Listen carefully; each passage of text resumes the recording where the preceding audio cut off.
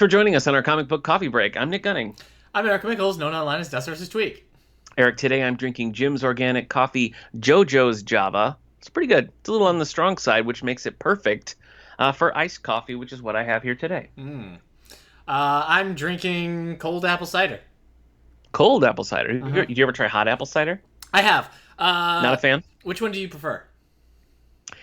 I think it all depends on context. I do like me some hot apple cider, though I tend to like it just straight. You know what I mean? When you got a crock pot going and you're basically making potpourri, no thank you. I feel just like give it to me straight. hot apple cider, you might as well just pour straight into the toilet. Into the toilet? Yeah. Oh, okay. I'm just saying that from entering and exiting the body, hot apple cider has a quick turnaround. Okay. All right. So it really cleans you out. That's good. My wife has always We don't talk like this on the All the Book Show anymore. No, we don't. We don't. There's a real freedom here. Yeah. My wife makes fun of me for this, but I've always liked hot tang. Yeah, she is correct. You make some tang in a mug, you toss it into the microwave, you got yourself some hot tang. Wait, you're making your hot tang in a microwave? Yeah, how are you going to make it? I guess I don't use the microwave for anything anymore. Oh, anything. Okay. I already have a child, so I'm fine.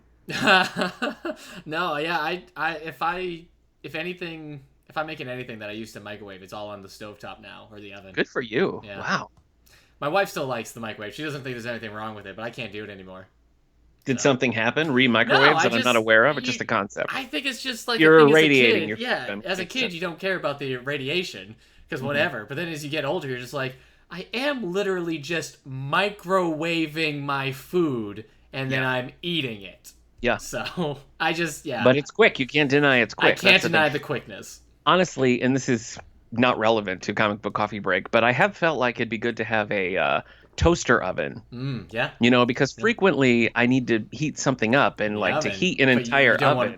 Yeah, sure. You know what I mean? That's not a good use of energy. I have a panini grill. I love that. Okay. So. I got you that pizza spinner. Do you still have that? That made good frozen pizzas. Yeah, or pizza bites. Yeah, pizza bites. Just rotate them all equally. Yep. No pizza bites left behind on that thing. Yeah, agreed. This show is brought to you by the Radio Meanwhile Network. You can find more about this show and others like it at our network's website, radiomeanwhile.com. Other shows on that network include Three Nice Things, where we force ourselves to say three nice things about a movie with a bad and often earned reputation. I am still waiting for my call, Pluto Nash. Yeah. So Eddie Murphy's still waiting for his call for Pluto Nash, too. Please. Eddie Murphy's still cashing the residuals from Pluto Nash. He doesn't care at all what you think. That's what he's collecting on. Yes. Radio 64, featuring video game music remix radio. I've saved your Zelda exclusive playlist for a time when I'm playing Link's Awakening. So I've got it. I've got it on there. I feel bad, though, because there's no Link's Awakening tracks on that episode. You know what? I'm sorry. But this week's episode is going to have a Link's Awakening track on it. Cool. So. I don't even want to mention this next podcast because of what I had to go through for this. Previously on X-Men, the podcast that looks back on X-Men comics, movies, weird, wild attempts at movies, shows, characters, and more. Coming up next, you'll be talking about X-Men Apocalypse. Yeah. My co-host on that has been very easy to get to watch this movie. Yes, I'm sure. And she's been very quiet about her feelings of the movie for the past year. No, let me tell you something. Hillary has let me know, and the audience know, how she's been feeling about this movie long before we even got to this. If there were payments to be made, I should get a cut on this, because here's what happened.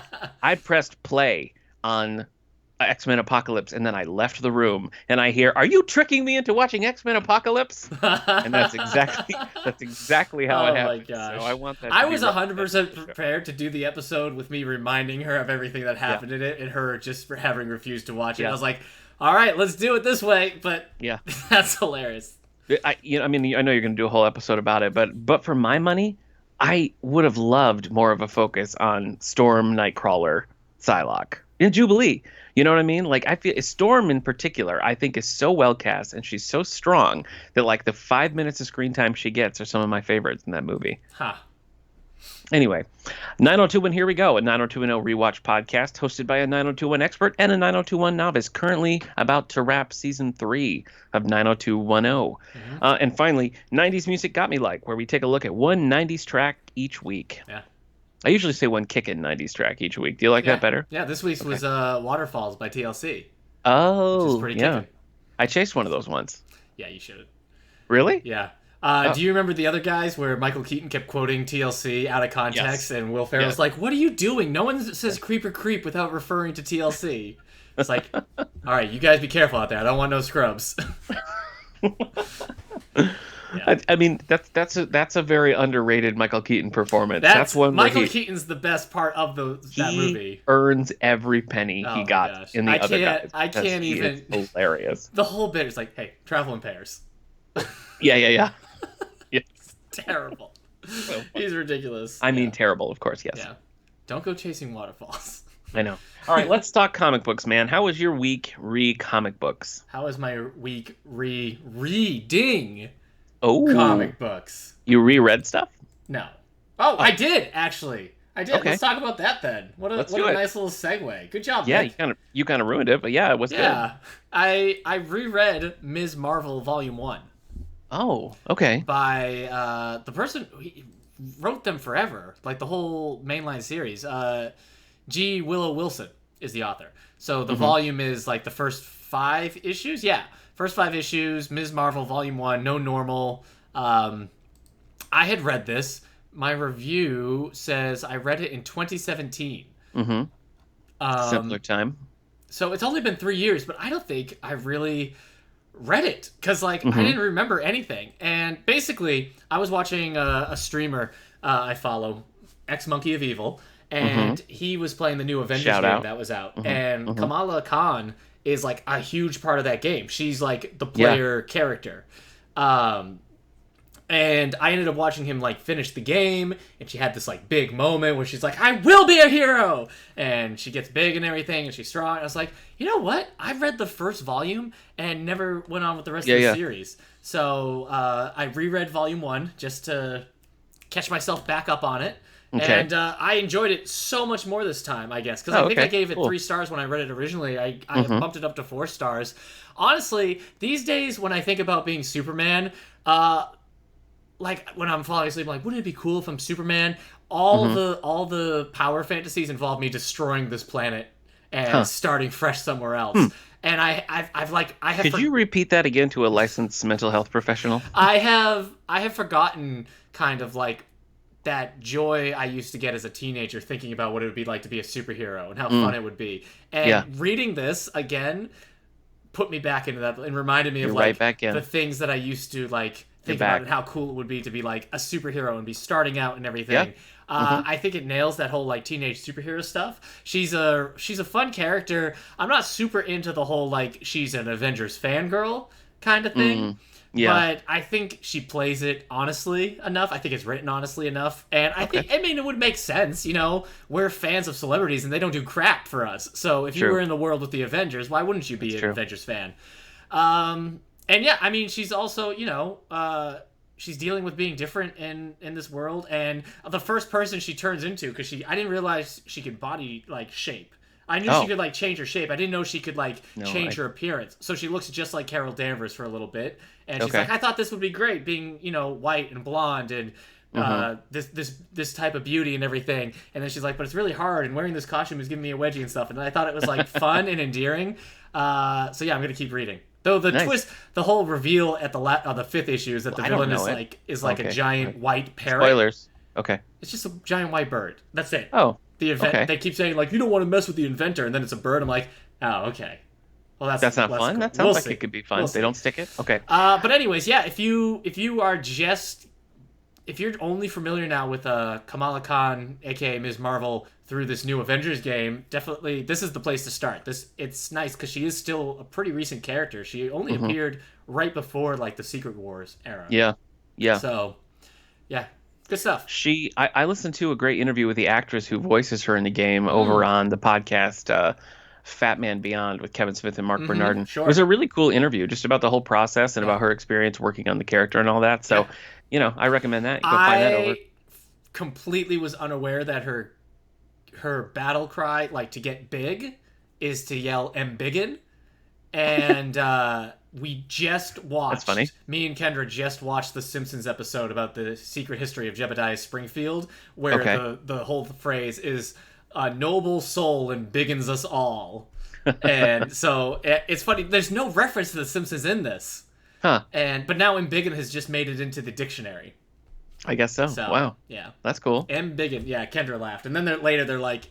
Somebody in the Simpsons is like, I've never heard him big until I moved to Springfield. And someone's like, I don't know why. It's a perfectly cromulent word. Yeah. So, very funny Simpsons. Anyway. As promised, I read The Incredible Hulk by Jason Aaron, Volume 2.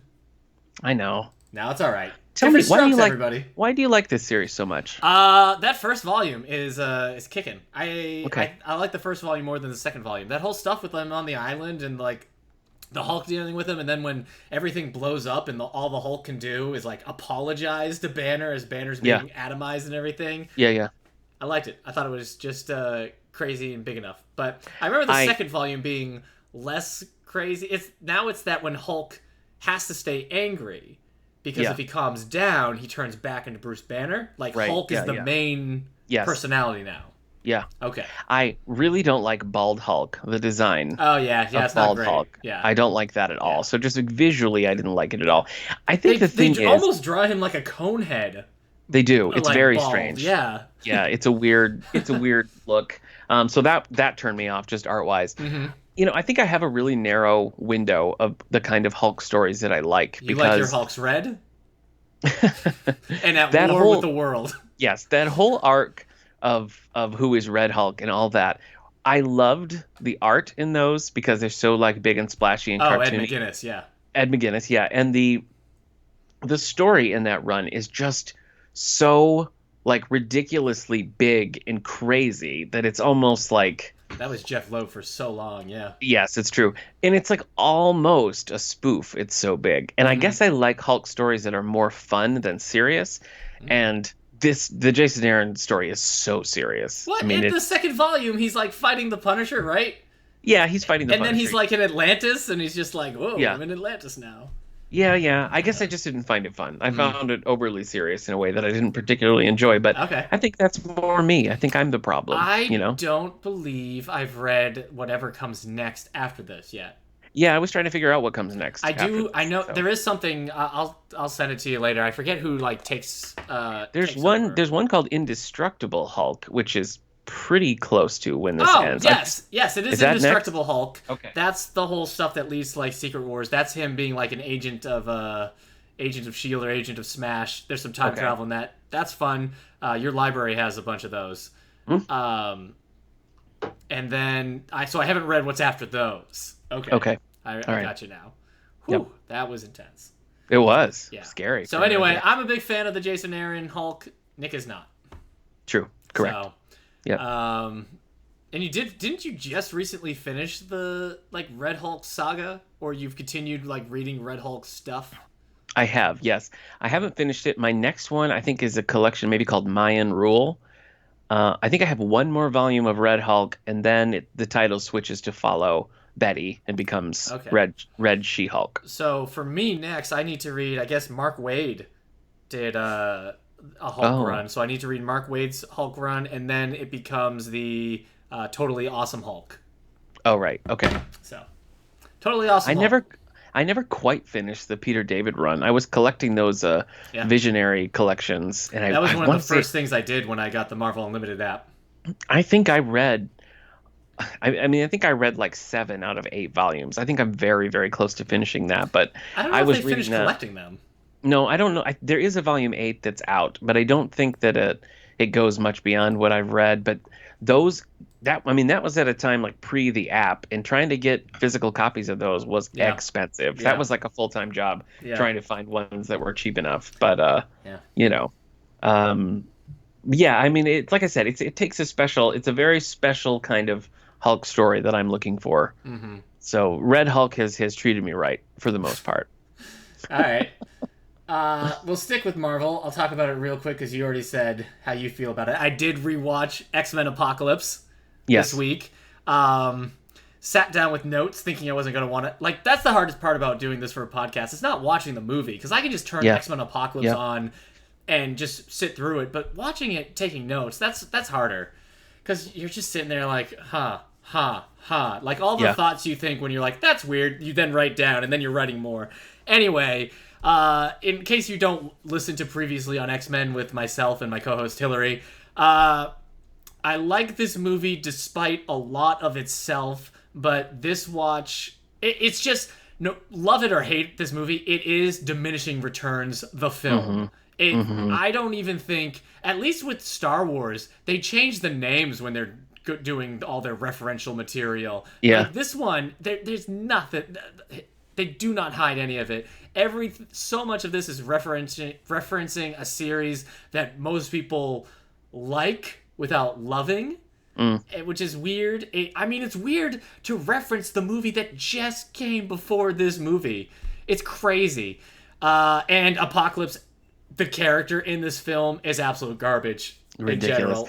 He doesn't make any sense.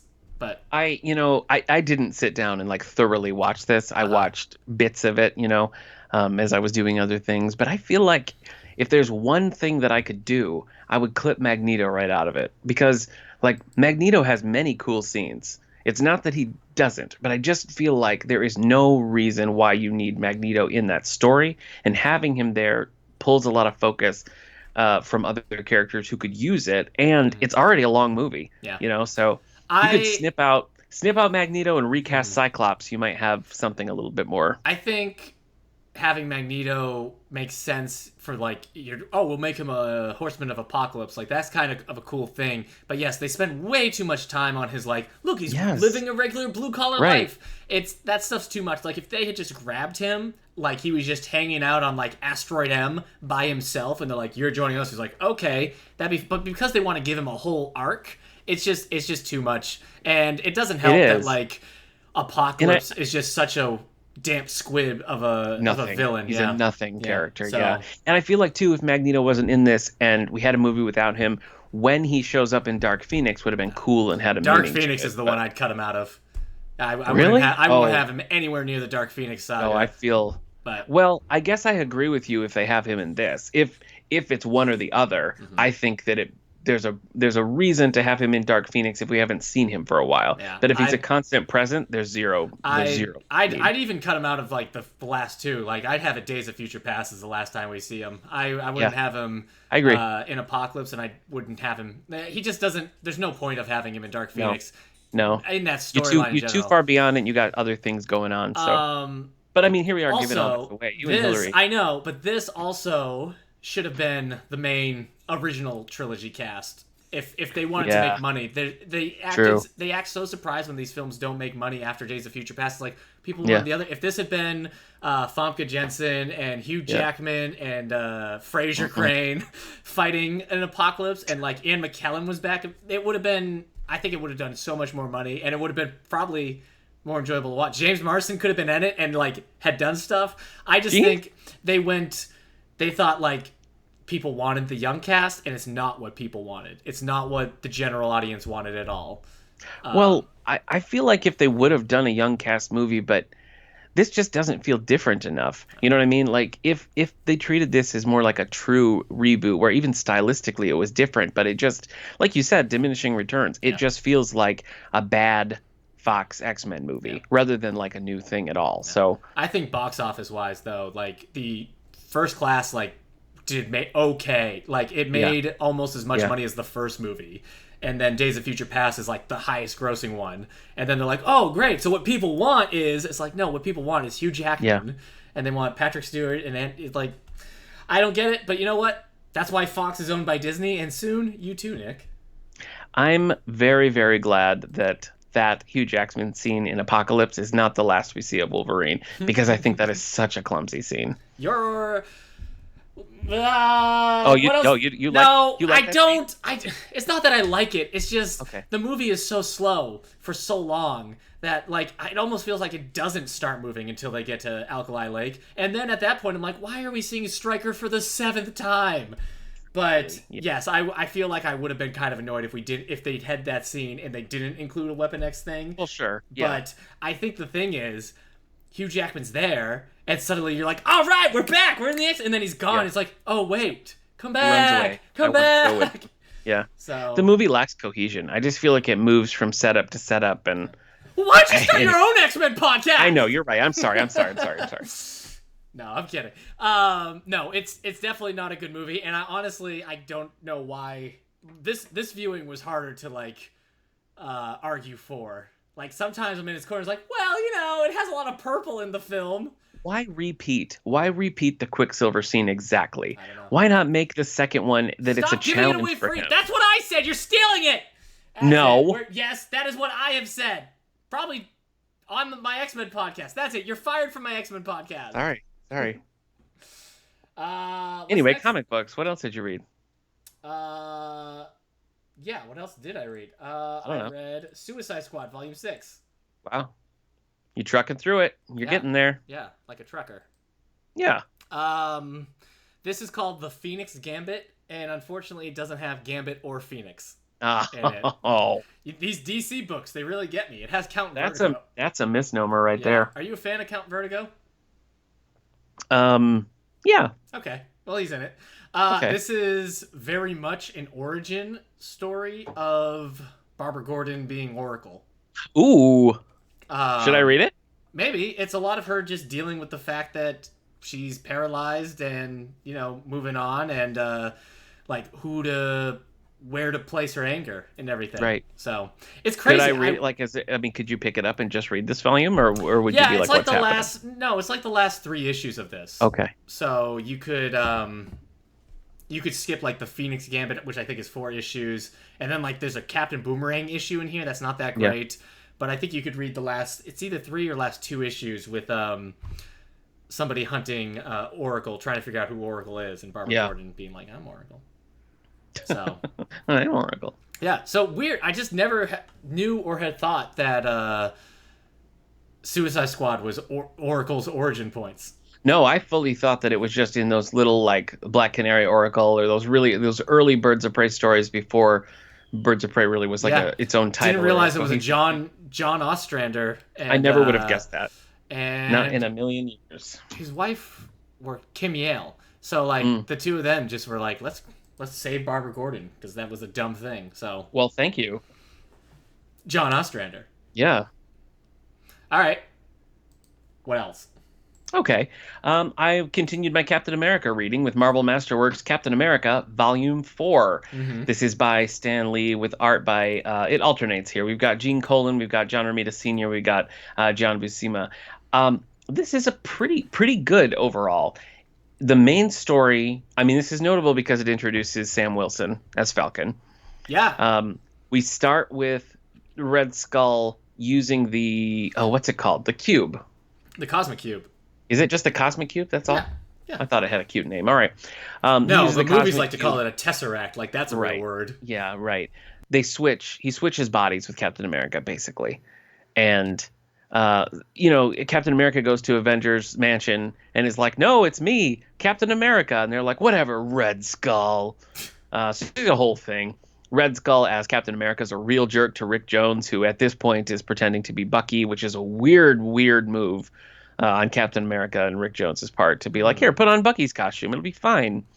In geometry, a tesseract is the 4-dimensional analog of the cube. So the tesseract is to the cube as the cube is to the square. I see. Yeah. Those movies love changing things around. Like, Tesseract is somehow cooler than Cosmic Cube, and Infinity Stones is so much more edgy and adult than Infinity Gems. You can't call them gems. Yeah. Girls collect gems, not Thanos. Anyway. Sorry. Captain America is he's like exiled to this place, and he doesn't look like Red Skull anymore, but he's also does not look like himself. This is where he meets Sam Wilson and encourages him to take up a mantle as a hero. They introduce Sam Wilson and name him the Falcon, and he can't fly.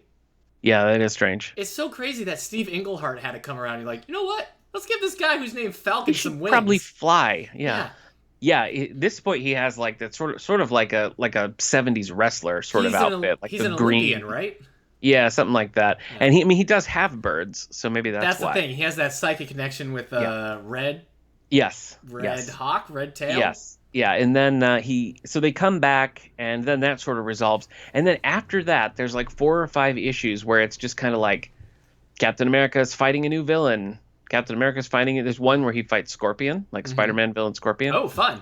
Those don't really have any sort of like it immediately stops being serialized, other than Captain America is trying to distance himself from the Steve Rogers idea. Right. And there's stuff with him and Peggy Carter, which is a little, and by a little I mean incredibly sexist, with his whole relationship with her, where he's like, you told me you'd never go out in the field ever again. How could I ever trust you? She's like, I'm sorry. So Great. little lame there, but overall, I thought it was a pretty solid volume, especially for the Captain America Red Skull body switch, which I was impressed lasted many issues rather than just being a one and done. So that was kind of cool. That was the status quo for a while. Yeah, body switch stories are fun. Yeah. I feel like they've done the Red Skull thing before, but maybe not. Or, after. Like, fairly recently. But it's possible. The movies haven't done any, like, body switch stuff, right?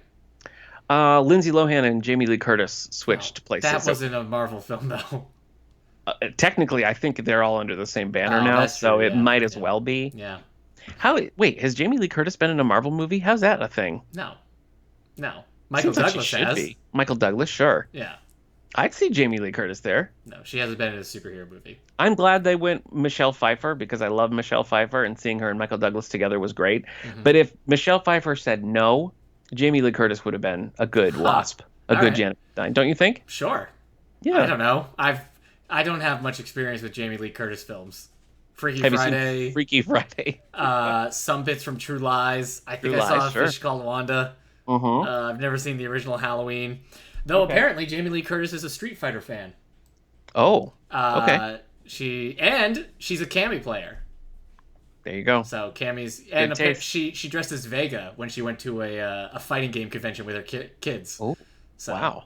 Yeah, that's intense. I like it. All right. I like it. You're a Cammy fan. Cammy's your player of choice? I often play as Cammy. Yeah. Yeah.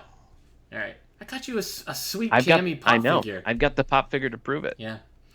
Nick's also really into Kylie Minogue's back catalog of music. Yeah. Thank you. Yes. Yeah. I got into Kylie Minogue music when she did "Can't Get You Out of My Head" in like early 2000. But Nick's been a true Kylie Minogue fan for years. Stupid. You're stupid. All right. Well, who else is talking now? Suicide Squad. I watched Suicide Squad: Hell to Pay. Oh my gosh. Okay. And how was that? There was hell to pay. Listen, I had turned this on forever ago. I remember. Yeah, and I made it through like its opening train mission, but I thought it was so gross and stupid, and like it's just Deadshot going through a train and just shooting people. Yeah. Like through the whole way, and like just regular people at a computer desk. I'm like, oh boy, this is really cool. So I turned it off. And then I watched that Apocalypse War movie, and it has some Suicide Squad members in it, so I thought, I'll go back. It's quite a journey. The journey you're on. Yeah. So I skipped that opening train scene and watched where I had left off. This is just the Suicide Squad. They're off looking for a get out of hell free card for Amanda Waller. They run into other people who want it. There's a fight. Zoom is there. They deal with other villains. Vandal Savage at some point. You've got Scandal at Savage and Knockout from Secret Six, which is kind of cool. But there's just something about this. It keeps this movie from being like cool. It keeps trying to go for this like 70s grindhouse feel, and it doesn't land it. None of the action scenes are very compelling. The character arcs are kind of been there, done that. I really, for my money, the only good Suicide Squad movie out there is the Assault on Arkham movie that was labeled as a Batman movie because they didn't know how to market it back then. Yeah. This is probably fine if you haven't seen that one, but I really think Assault on Arkham is the stronger one with the characters and action and set pieces and everything. I don't know. And these movies just try so hard to earn that R rating with their gore and everything. It just becomes like childish in its maturity. Just like, let's do it. But I get so bored of it. I had no interest in watching this movie, and nor did I want to read this sequel comic. But if you're curious, a sequel comic was made, a 12-issue digital comic written by Jeff Parker. Came out as a trade paperback last year in 2019. Yeah. So that's out there. I'll probably continues read it. That story. You probably will? Yeah. Look at you. Just to get that completion of this whole like universe. Sure. So, okay. All that's left now in universe. Oh no, I'm done with all the in universe stuff. All this you did it. So now it's just Superman Red Sun and the new one that you're going to talk about now. I was excited about this, Eric. Superman I Man wanted of Tomorrow. I wanted to like Superman Man of Tomorrow. Is that Parasite on the cover? Yes. Okay. It is easily the most boring of these that I've ever seen. Maybe I'll like it then. I know. I want you to watch it because I know often our opinions on these do not line up. That's true. We had very different opinions when we first watched All-Star Superman. Yeah. I think you were just like, man, this is a weird story. I was not familiar with the story at all, so I didn't know what to expect. Yeah, I did kind of come around on that one though. Mm-hmm. For my money, the best of the Supermans is Superman versus the Elite in that animated.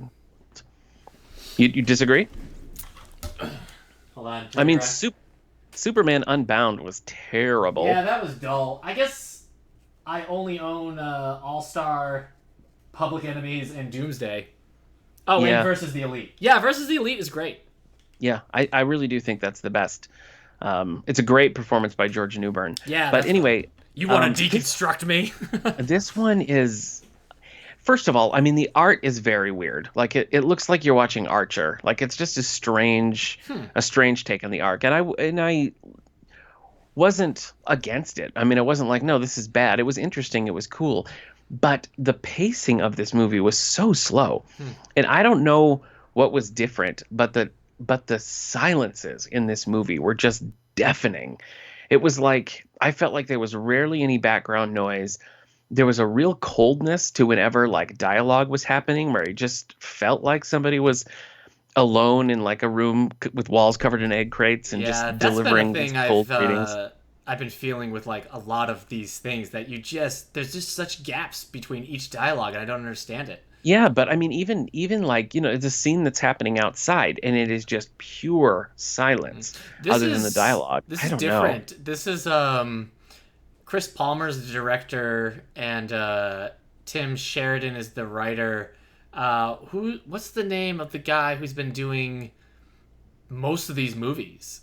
I don't know. Since like War and everything. I'll look it up. But go ahead. But I mean, there's Lobo is in it. Lobo plays a pretty big role in it. Parasite's the main villain. You have Martian Manhunter, who I feel like with Supergirl and everything else, Martian Manhunter's just a little tapped out at the moment. So I was not down for that. But Jay Oliva is the one who's been like in charge of like all these directing ones for a long time now, I feel like. So I wonder what that means, because they've also got that Batman one coming that's set in the 70s. So I wonder if they're just done with that stuff now altogether. I don't know. But I mean, Darren Criss as Superman just really doesn't have... Who's Darren Criss? Like from Glee. Okay. And other things. I don't know. He was the Music Meister on Flash live action. But wait. He just doesn't have like... He doesn't have the grandiose for it. Super Friends. I think there's a world in which Zachary Quinto would be a good Lex Luthor, but his performance is also very understated. So it's just like everybody in this movie is trying to like understate everybody else. I thought it was just boring. Just boring. Well, I actually kind of liked the Lois Lane voice. Weirdly. Okay. But I really like Superman's Secret Identity. And that's one that's like kryptonite to you. You refuse to even read it. It's the Mark Waid. That's true. Kurt Busiek? I haven't read that. Yeah, it's the Busiek one. Yeah, that's another thing. They said that this was like loosely based on Max Landis's Superman American Alien, which is a really cool, atypical Superman collection of like the early days, but I didn't see that at all. Okay. I didn't see that on the screen at all. And I'm curious to see your take on it. Where did you watch this? I bought it for the library, so I watched the digital. Yep. Yeah, it's not on the DC app or HBO Max at the moment. And that was you basically have to buy it. Yeah, I watched the Hell to Pay on the HBO Max thing. but I did have to pay when I watched Constantine at the moment. Oh, okay. So, yeah. Have we already talked about the Deathstroke thing? There's like a new Deathstroke thing. We did talk a little bit about it, yeah. I guess I gotta watch that sometime too. Yeah. So I remember back when we I've seen the first half of it. Oh, okay. They released the first half on CW Seed and then just never put the second half out. And I remember when we talked to J.M. DeMatteis, who also wrote this, he was a little confused about when is this, when and how is this coming out? Like, what's happening here? Yeah. Speaking of J.M. DeMatteis, we'll get to him eventually because I finished Jeff Lemire's Moon Knight series. He wrote the first 14 issues of this new run of Moon Knight with who's the artist mainly? Greg Smallwood. So I read this. That's very immature, Nick. That is something that we would edit right out of the All the Books show. This right here is like our DC Animated Universe rated R section now. Yes. So yeah, now I'm gonna shoot you in the head, and we're just gonna see your neck guts. I know. They love. I didn't mean to interrupt. You were talking about your Smallwood. Go ahead. And you remember last episode I talked about how Moon Knight is constantly mentioning or being mentioned of having DID, dissociated identity disorder. And I was like, it's always mentioned, but you never see it. Boy, did I speak too soon. This is 14 issues of that in pure form. And yeah, the whole idea is that Moon Knight is basically, as I understand it, I don't even know if I fully got it at the end, but I think every single thing we're watching is happening in his head. Oh. And he is trying to consolidate his life. He knows that he's sick. He knows that there's no cure, but he needs to start living better. And so at one point he gets all his identities together and he's like, listen, I need you guys to go, but then maybe they're not gone. And it's just kind of like, what do they represent? How can he use them to help them? Who is he? And the god that he's always been serving, whose name I can never pronounce correctly, the Egyptian god of the moon. He says it J.M. DeMatteis. Yeah, it's J.M. DeMatteis. He says it like every four sentences. He's like Nashu or something. I can't find it. I'll just type it in. God of the Moon. Oh, that's interesting. What? Just watching you type. Oh, okay. It's Hansu? Yeah, there's the K's was it's Hansu. Hansu. Yeah. So he's just, is this God real in his head? Did this God actually give him powers? Is this part of his DID? And yeah, so for these 14 issues, it's just all of that with some trippy art at sometimes, going back and forth. Sometimes he's in New York City that's covered in sand and pyramids. Sometimes he's in Egypt. Sometimes he's in this weird... Apocalypse has sand powers. Was Apocalypse there? Oh my gosh. No? Sometimes he's in... Sometimes he's in space. Sometimes he's in a mental hospital that's like those old kind of mental hospitals that aren't around anymore. It's sure. So yeah, it's interesting. And I think what would have benefited me is because they talk about these alternate characters, which I feel like I just haven't seen in previous volumes a lot. I feel like if I had read the older series, which J.M. DeMatteis had written issues for as well. And when you think about Moon Knight and the things that he deals with and the characters he interacts with, of course J.M. DeMatteis wrote for Moon Knight. It's right up his alley with he loves getting into psychological and kooky. Not even just but metaphysical things. I mean, you read the Iceman origin, Iceman origin, but the Iceman J.M. DeMatteis thing. That was trippy with him dealing with Oblivion. Yeah. And all Iceman, everybody's favorite character, Iceman. Even when we interviewed J.M. DeMatteis on the X-Men podcast and talked about, even he had to laugh. He's like, yeah, that is kind of people would be coming off Amazing Friends, and Spider-Man was really weird. Yeah, he just kind of. It's so weird because it's like Bobby's having trouble with his parents. Yeah. Now he is death incarnate and living in a void. What? Only in Marvel, I tell you what. What? Crazy. Yeah, J.M. DeMatteis took him for a ride there. He sure did. But yeah, this Moon Knight would have benefited I would have benefited having read some of that other stuff, but for me having complained last week, it was like my foot was right in my mouth because I was just, a couple issues away from having it like force fed to me.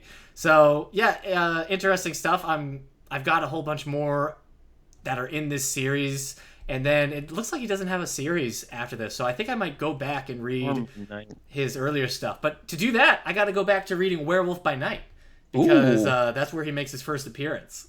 Nice. So I'll go back to my Marvel monster books, my Tomb of the Dracula. I remember those days. The man things, the giant-sized man thing. Yeah. All right. Let's stick with Jeff Lemire for a minute because I too read some Jeff Lemire with the Terrifics, Volume 1. This is a segue-heavy episode. It is. I know. It's pretty unplanned. Ridiculous. I love it. We're freestyling. So tell me about this. This looks like what I know the Outsiders to look like. This is the this is the most transparent riff on the Fantastic Four that I have ever seen, and I've watched The Incredibles.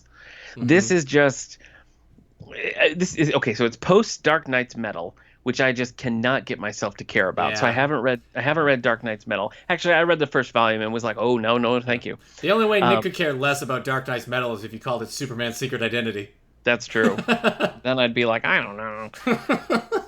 The bottom line here is that post Dark Knight's Metal, something cray-cray happens. Which you haven't read, but you have read stuff that has Batman the Man Who Laughs. I have, yeah. You've had the Batman Who Laughs. Well, I got like an advanced reader's copy of that, and I was like, yeah, all right, I'll read it. Hated it. Yeah. Definitely. I would have never given you Batman Who Laughs. That's crazy. You got Plastic Man, Phantom Girl, Metamorpho, and Mr. Terrific. Why and they would you all have Metamorpho and Plastic Man in the same book? They do the same thing. Yeah. All right, continue. It's a good question. Basically, they are tethered together. They cannot be within a mile apart from each other. Oh. So they're trying to figure out what's going on. Phantom Girl, meanwhile, has been trapped in her phantom form. Who is Phantom Girl? It's like from the Legion of Superheroes. So it's very much like Metamorpho is the thing for this, and Plastic Man, even though he has the Mr. Fantastic powers, is really playing the Johnny Storm, Human Torch role, and Mr. Terrific, of course, Mr. Fantastic, and Phantom Girl, the Invisible Woman. It is if they're thinking they're getting away with ripping off the Fantastic Four, they are not. But it didn't really affect. Really, you're gonna sue them for this? Terrifics is a different word than Fantastic. Yeah, I know. It really didn't. This whole new age of heroes seems like it's nothing but them trying to rip off Marvel. There's like that Hulk ripoff, a bunch of different things. They're just kind of like, yeah, we know. But you know what? I actually kind of like this. I thought it was cool. Mr. Terrific is a character that I always really like. He's fun in the Arrowverse. I like it when he shows up. He had his own series in New 52, and it was among the worst comics of New 52. And that's... You really got to scrape the bottom to find extra bad comics in New 52. But his power... his power where he's like invisible to technology and he's a super genius, that to me is cool and interesting. The New 52 series, Mr. Terrific spends his whole time like running from aliens, and it's just like, well, that doesn't make sense. This I thought was a good use of all of these characters, and it lasts a while. I think there's 3 volumes of this, so I plan on following this. I don't know that I'm gonna... So even though it's that blatant ripoff, you don't mind?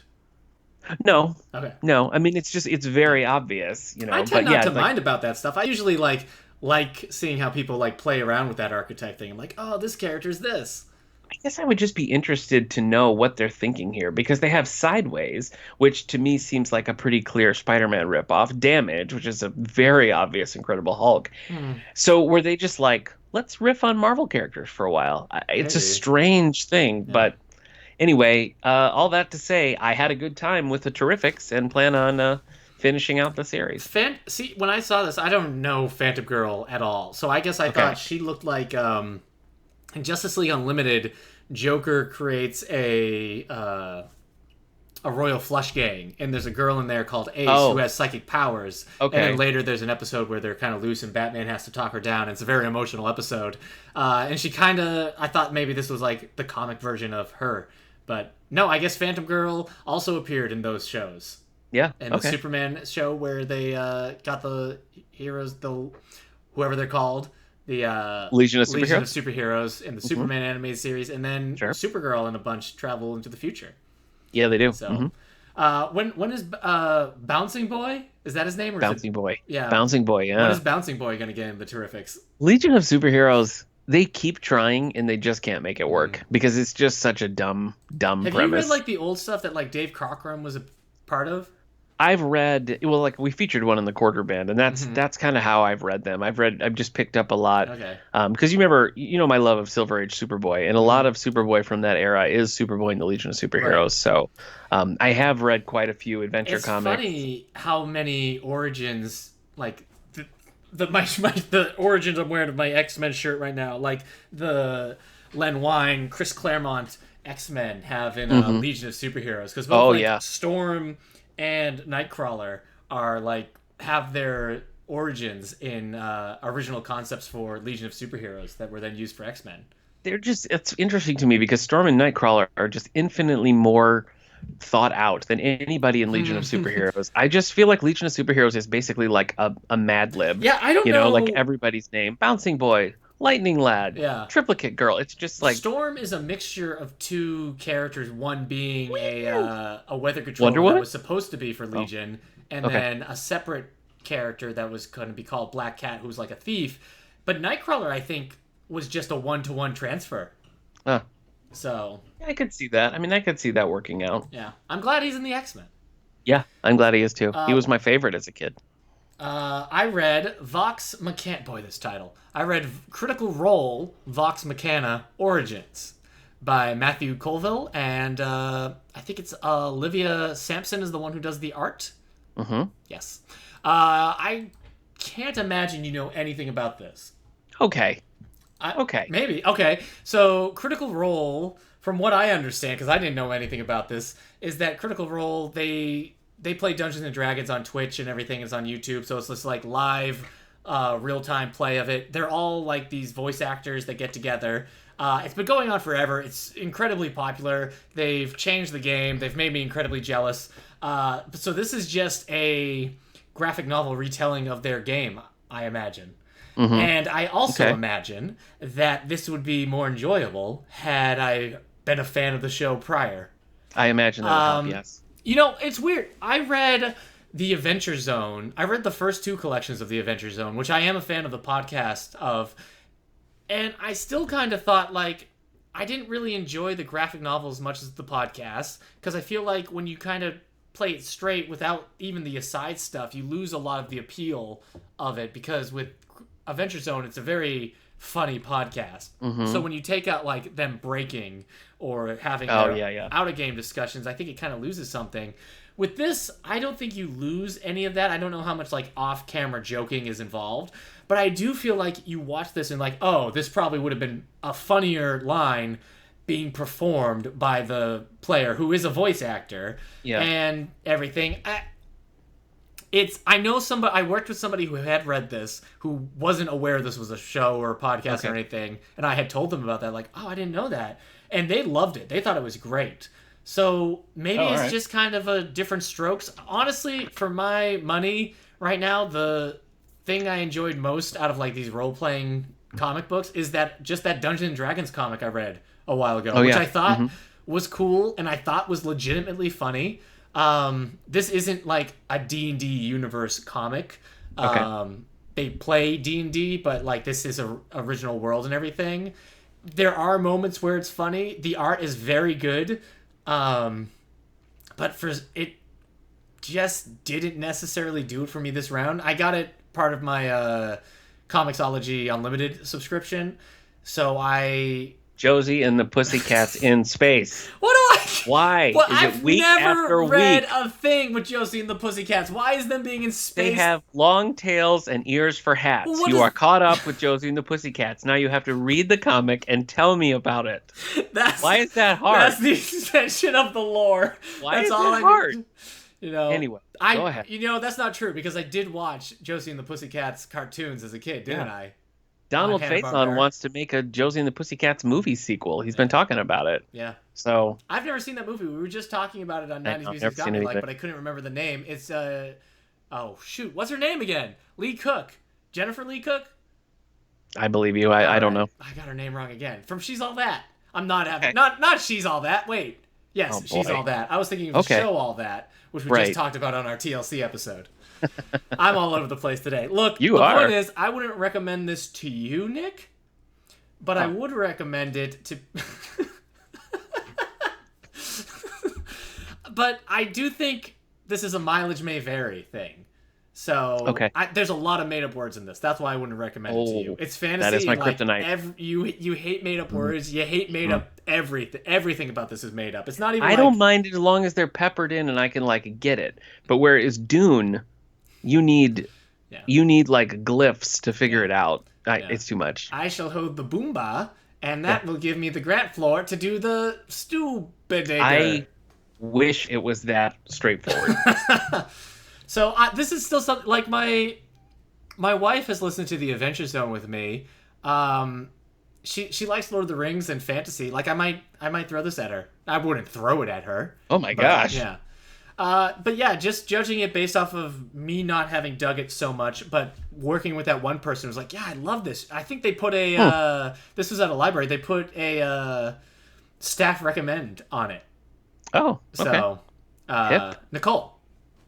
Okay. So, I know her. Yeah. Yeah. So yeah, it's hard to judge because I don't know if other people. Yeah, I don't know anything. Mm-hmm. I'm not gonna watch Critical Role. They're like 6 hours long. These videos. Okay. I'm not watching people play Dungeons and Dragons for 6 hours. I'd rather play Dungeons and Dragons for 6 hours myself. Mm-hmm. But this stuff is cool. So I don't know. I would read the second volume if it was on Comixology, I guess. Okay. So, Critical Role fans, please don't add me about this. Don't add him. He's just trying. He's doing his best. Yeah. I listened to the first 3 episodes of the DC Fandom event where they're doing the old Superman radio scripts with Tim Daly playing Superman. Yeah. I haven't finished it. I listened to the first 3 episodes. It's so much fun. I mean, it's so well done, and it's cool to hear Tim Daly do the voice again. Oh, it's Daly. Okay, cool. Yeah, Tim Daly is Superman. Alfre Woodard is Perry White.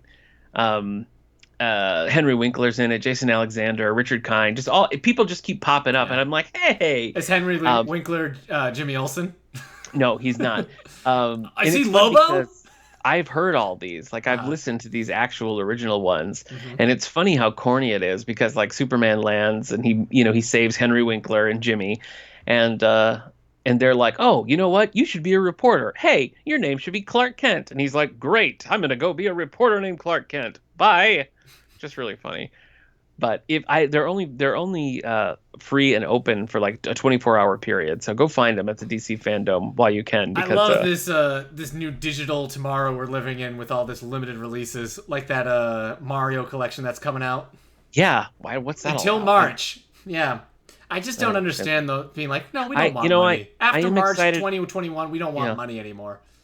I'm excited about having a new platform by which to be disappointed with Mario Sunshine on. I think that's a good time all around. I read Tiny Titans Volume 4. Be careful. The First Rule of Pet Club by Art Baltazar and Franco. Any guesses on what the first rule is? Tell everybody about Pet Club. No, the opposite. The opposite.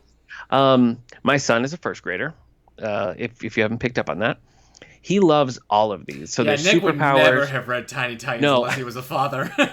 I actually did read like maybe volume 1 and 2 back when they first came out, and I was just kind of like, whatever. I was never really felt compelled to read more. But there's the Shazam run, there's superpowers, there's Superman of Smallville, Superman Family Adventures. Who has the elephant? The elephant? Yeah, there's a pink elephant on here. Who's elephant? Oh, Starfire? Yeah. Gosh, I don't. That makes sense. That sounds right. Wonder Woman is wearing like a necklace. Huh. A gold necklace. I don't remember. Right. I don't remember. Stop putting me on the spot. The point is, this was a good time. They're starting a pet club, and they're trying to find a place to meet. And so they get kicked out of Wayne Manor, and they get kicked out of the Watchtower, and they get kicked out of the Fortress of Solitude. It's just, it's fun. What I appreciate about these Tiny Titans things is that it is definitely intended for a young audience, and my son just laughs hysterically at these. But you can also tell that they know their stuff because there's a lot of little like blink and you miss it kind of references to DC lore, which I have a great time with. So, fun read. This was a fun read for me. Not just you should start that website, Fun Reads. Yeah. Yeah. Good idea. I've only got one more. Okay. What about you? Hit me. Okay. I read Ultimate Comics Spider-Man Volume 1 by Brian Michael Bendis. You know what's funny? I was reading something. I think it was actually the Terrifics, and there was an ad for Bendis' new Superman, and it was like, Bendis is coming. And it was funny because it also kind of read like a threat, you know?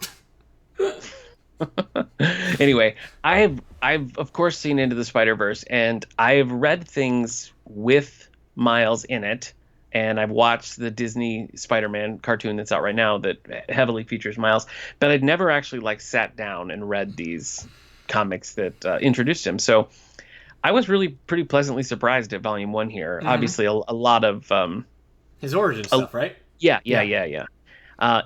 Into the Spider-Verse I didn't realize was as close as it is here. You know, there's a lot of really close things story-wise. So I was kind of surprised by that. But no, I really liked it. I had a good time. I mean, this is on my to-read list now going forward. Yeah. So. It stays pretty consistent. This is a pretty good run. And then I think it gets relaunched while still in the Ultimate Universe. And the Ultimate Universe just ran out of steam. But it took me a minute to figure it out because there's like, I want to say at least 3 Miles Morales Spider-Man series. Yeah, it's you not know, easy. It's like every Comics 15 Spider-Man, issues. Ultimate Comics, just Ultimate Spider-Man, Ultimate Comics, Ultimate Spider-Man. Yeah. So Miles Morales Spider-Man is also a title. But and, anyway, I'm in. Yeah. I'm on board. Yeah. That's the bottom line here. So, careful. I read. I decided to finish Ultimate X-Men at one point, and then I was like, you know what? I'm gonna read everything in the Ultimate Universe I haven't read. So. Fantastic Four gets real bad. Yeah, but it also after Ultimatum, it's done. So, and Ultimatum was horrible. I'm glad we weren't talking about it when. I'm glad I wasn't reading it when we were doing this show because I would have just ranted for a long time. Yeah, you would have ugly cried while talking about Ultimatum. Yeah. Hey, it's been a while since I've opened up one of these pack of cards you got me. Oh my gosh, let's do it. Yeah. Is this in lieu of a Batman graphic novel? This will be in lieu of a Batman graphic novel. In lieu. I had one picked, but it has been a while. I got 10 cards per pack right now. Okay. This is the second series of Ghost Rider. Ghost Rider cards. This may be the best gift I ever got you. Look for 10 special glow-in-the-dark cards in this series. Do it. Trading cards from Comic Images. Ghost Rider. This is the second series, so let's see what else I can find about on here. Join the fan club. Okay. Anything else about this? Collect all 90 cards in this second Ghost Rider series. Wow, that's a lot. Yeah, I you like gotta this. catch them all. I like how kind of like tacky in 90s this cover is, and at the same time, like it's the kind of cool I dig when I read a 90s comic now. I'm like, give me more of this. You'd wear a t-shirt like that. Don't pretend you wouldn't. And you know what? I have read a lot of good Ghost Rider comics. I have not, but I saw both Nick Cage movies, so. Yeah. All right. So this is number 41 in the set. You've got Ghost Rider on his bike doing what he does. Who's this here? We've got... I can't see it. It looks like Toss it my way every once in a while. You see it now? I can, yeah. Yeah. Good times. Let's see. What do we read? Blackout rips out Dan Ketch's throat, trapping Ghost Rider in his unearthly form, hoping he will follow Dan into oblivion. Oh, okay. So Dan Ketch is our Ghost Rider in this situation. Oh, is this Ghost Rider 2, maybe?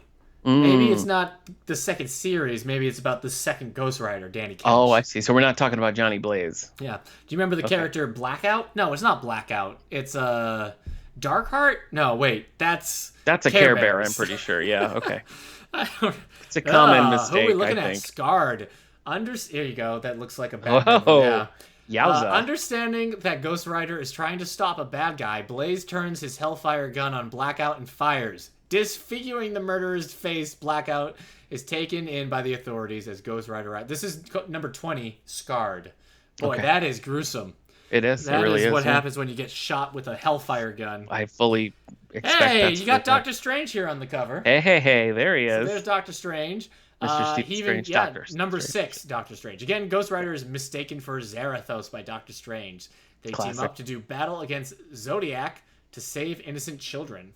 So, I don't know who these other people are. Maybe that's Clea. But yeah, Ghost Rider's just in a bubble. Just being like, hey, I'm Ghost Rider, not, I'm Ghost Rider. I made reckless decisions. Restarted. New life was breathed into an old classic character as Ghost Rider made his comeback in May of 1990 with artwork by Javier Saltares. There you go. Yeah, that's just it. So it's just Ghost Rider in a car. Well, he's driving his motorcycle on a car. He should call William Matar. Just kidding. Oh my god. That's a local commercial. Duo. I'm sorry. It's just Ghost Rider, like looking over the things, the rooftops. What am I thinking? A ledge. Morbius teams up with Ghost Rider as he is attacked by Lilith, ancient mother of all supernatural evil. Yeah, that's a thing. From Frasier and Cheers? Well, I guess that tracks, huh? Yeah, it could be. That's kind of cool. This is some cool Ghost Rider artwork. I'd put this on my desktop computer. Definitely. Just him on the motorcycle to Champions. The Champions was a supergroup formed in October of 1979. I think J.M. Mateus wrote the Champions. I think he did, yeah. That's how he ended up writing. He's getting a lot of play here. We're not sponsored by J.M. Mateus. No, but that's how he ended up writing that Iceman series. Yeah.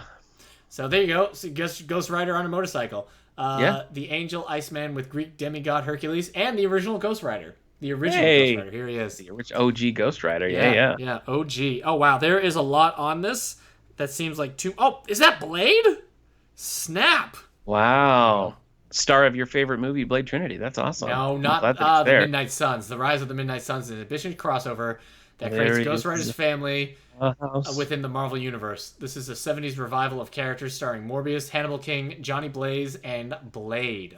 Ooh. Yeah. Wow. I am Jared Leto, all your agent. Oh my gosh. I am a Blade fan. And it drives me up a wall that Marvel owns the character Blade, and they just don't do Blade comics. Oh my gosh, I know that. Insane. I don't understand it. I tried to get some for the graphic novel collection at my library, and it's like, okay, here's a collection from 1992. It'll cost you $80. How hard is it? Somebody was hired to do it, and they were like, I didn't feel comfortable taking the job writing a Blade comic because there are black writers out there that can do this, and you should get a black writer to write Blade. And Marvel's like, Blade's going on a hiatus right now, actually. Jeez. And it's just idiotic. It's so funny because like the Avengers are always just like farting around, just doing Avengers things. But there's like every hero in the Marvel universe is sometimes an Avenger, and Blade is literally by himself. Just be like, can I get some help, please? Yeah. With these GD vampires. There's so many vampires. It's vampires and it's me. You don't even know how many there are. And the Avengers like, actually, we have to go to the moon for a birthday party. Sorry, Blade. Good luck being the only one fighting these vampires. Well, as long as it's a milestone birthday, I guess I understand that. Nope. What? 27. That's how many vampires are here. Yeah, well, good luck. All right, so this. All right, you got Ghost Rider fighting, I think, the Demo Goblin with Spider-Man. Oh boy, I was right. Spider-Man, Blaze, and Ghost Rider track Hobgoblin. Well, he looks like the Demo Goblin. I'm feeling okay about my suggestion. And Danny's kidnapped mother to his sanctuary. Wow, a lot is going on with Danny Ketch. A lot is going on. I do not think Ghost Rider would have needed help against Hobgoblin. Demo Goblin, so. Okay, but Hobgoblin, Ghost Rider is the spirit of vengeance. He's as strong as the Hulk when he wants to. These are supposed to be glow in the dark, are they not? Oh my gosh. I guess it's daytime. Well, those are all just Put them in your microwave. See if that helps. Yeah. Sleepwalker. Sleepwalker is trapped in the mind of a college student, Rick Sheridan. So Ghost Rider is fighting Sleepwalker in this. Yeah. It's kind of cool. I caught my son trying to walk out on the balcony sound asleep the other day, so I'm familiar with Sleepwalker. Jeez Louise. Absolutely. This must be the glow-in-the-dark one.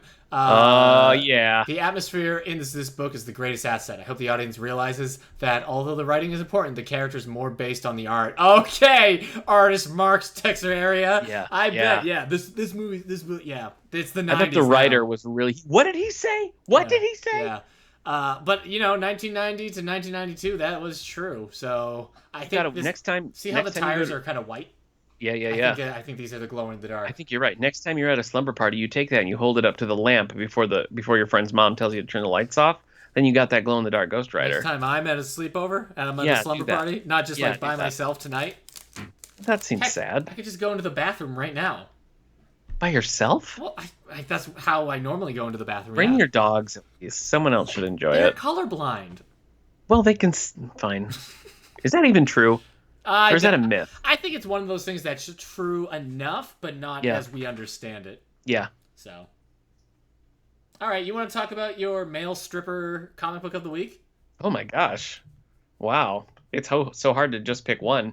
I assume you're talking about Chip and Dale's Rescue Rangers number 11. Oh, I thought this was the Chip and Dale. From April of 1991. This is a... were you a fan of the Disney comics? I mean, Uncle Scrooge has got his whole, there's a whole, Uncle Scrooge multiverse. No. You know? No, I've never read any of those. Unless they were in Disney Adventures. Sure. Well, Chip and Dale comics were often in Disney Adventures. Did you ever read any of these? Yeah, if they were in Disney Adventures, sure. All right. This one throws you right in. I was actually very surprised to find just how serialized this is because we start with two guys. There's no case too big, no case too small. You need help, just call. Chip, chip, chip, chip. Yeah. Probably two guys the most rockin' one. Yeah. Theme song. I mean, but DuckTales has got that sick beat, you know. Yeah, DuckTales has that great part, too, where it's like, oh, solve a mystery! Yeah. Like, all that's great. But I think, the most, let's just rock out is the Chip and Dale one. Yeah. Yeah. So you could... There's got to be a YouTuber with an electric guitar version of that, right? I mean, there's got to be a metal Chip and Dale cover. Yeah. Okay. So this is Nick's quarter bin of the week, in case anybody couldn't tell. My quarter bin of the week, yes, from my childhood comic book collection. We start with two dudes lumbering through the forest, being excited at their catch, and we see a cage that appears to have some sort of man-sized thing inside of it. How big are the feet? They're big. They are big. Thank you for asking. Next, we jump to a small cage where Chip and Dale and their fellow rescue rangers are dressed as clowns, locked into a small cage. Mm-hmm. Monty breaks the lock, and he doesn't even need cheese to do it. He breaks out. Antics ensue with clown props. You know, there's chattery teeth. There's rubber chickens, all sorts of stuff going down at this circus. They get out. They're chased around the circus, trying to escape from the circus. Now, how they got turned into clowns and put into a small cage and being held at a circus, I don't know, because I've never read Chip and Dale's Adventure number 10. But they're running around. They get recaptured. They're put back in their clown clothes. It's time for the act. During the act, they befriend, let's say, an ape.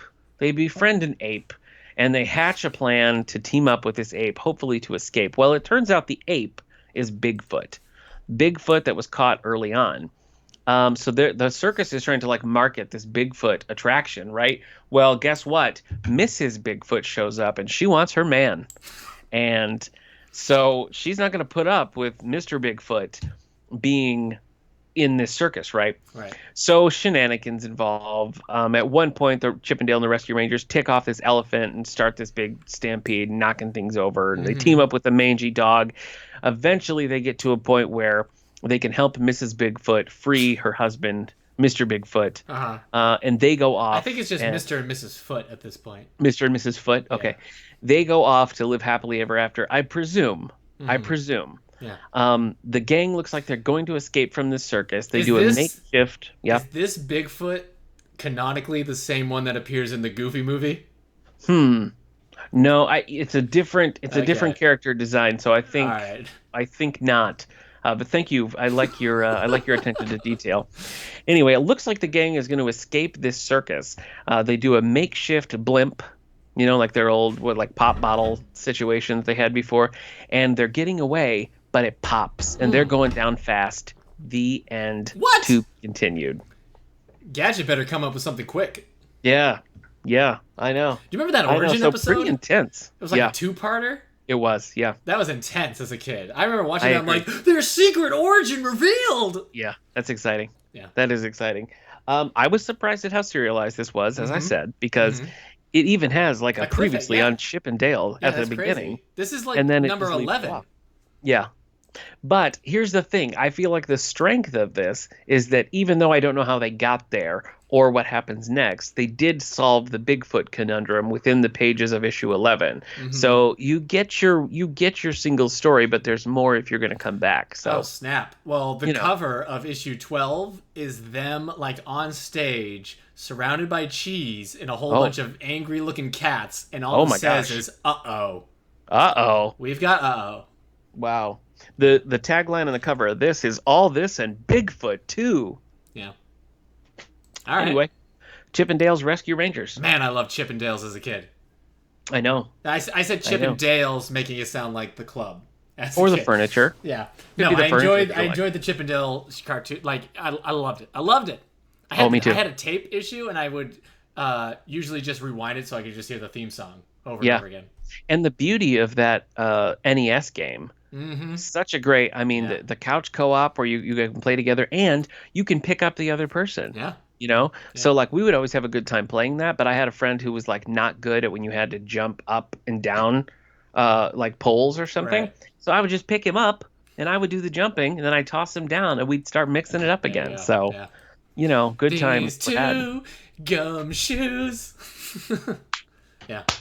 Anyway, Eric, did you know that outside of the Radio Meanwhile Network, you and I host the All the Book Show, the official podcast and radio show of the David A. Howe Public Library? I sure do know that. You can find that at soundcloud.com/allthebooks. And of special notes to comic book fans, we have a special interview that's going to be dropping on Batman Day, the 19th, where we talk to Shay Fontana, author of DC Superhero Girls. But it's Batman Day, so we're talking Batman Overdrive, her new YA graphic novel about a teenage Batman fixing up his dad's old car. Yeah. A lot of fun. It's a good one. So we'll talk about that a little bit more. I'm saving up some Batman reading that I've done for the episode we record when Batman Day is amongst us. What day is Batman Day? The 19th. Oh my gosh. Yeah. It's a silly holiday, but it's the same thing as like Star Wars Day. Like, finally, Star Wars and Batman are getting their time in the spotlight. Yeah. Finally. Yeah. So. Anyway, check out that interview with Shay Fontana and also all the other cool comic book interviews we've done. Who have we had on? We've had on Fred Van Lente. We've had on J.O. DeMatteis, Steve Englehart, Elliot S. Magan. Has there been others? Probably. Shay Fontana. I'm trying to think of other comic book art. So we've done several author interviews. Anyway, you can find it over there. Yeah. What else you got going on in podcast world? In podcast world? Well, the Waterfalls one is next. So cool. Speaking of I didn't even plan this. I guess our Batman Day celebration for the 90s Music's Got Me Like is going to be Kiss from a Rose by Seal. Yes. I love it. I did not plan it, but I love it. I love that. Now you should own it. Pretend like you did plan it. It was chosen because of a poll we did on Twitter. Yeah. So, but it's like, perfect. Thanks for voting for Batman. Drop that sucker on Batman. So that'd be fun. But then we're talking X-Men Apocalypse, and it will be fine. Really, it's just going to be me weathering the waves of Hillary's anger, I think. Yeah. No, I think she's got a lot to say about it. Yeah. So I'm looking forward to this episode. I will be the lighthouse there and be like, I told her, she was like, I don't want to watch this. I'm like, think about this. It's the last time you have to watch it. And that's a very encouraging thought, I would think. That's a powerful thought. It is. Yep. Hopefully, also, next episode, I will be talking about the Arkham Knight, because I will be done with it. So, okay. I would have been done with it this week, but I've been very busy this weekend. So my plan is to do a little Kirby reading because I'm started the final volume of Jimmy Olsen, and next up on my Marvel queue is the original Eternals. So see how I feel about those. I haven't read the original Eternals. I meant to tell you, last volume of Suicide Squad, Volume 5, had the Tomorrow People. That would not have connected with me at all if we weren't doing this show and you had told me about the Tomorrow People. Forever People. Tomorrow People are something else. Sometimes I think they're kids. Different.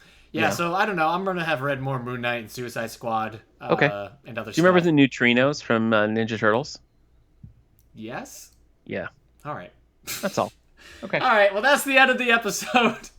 Good. Comic book coffee break, everyone. See you later. Tell us what you're reading. We'll see you next time. End stream.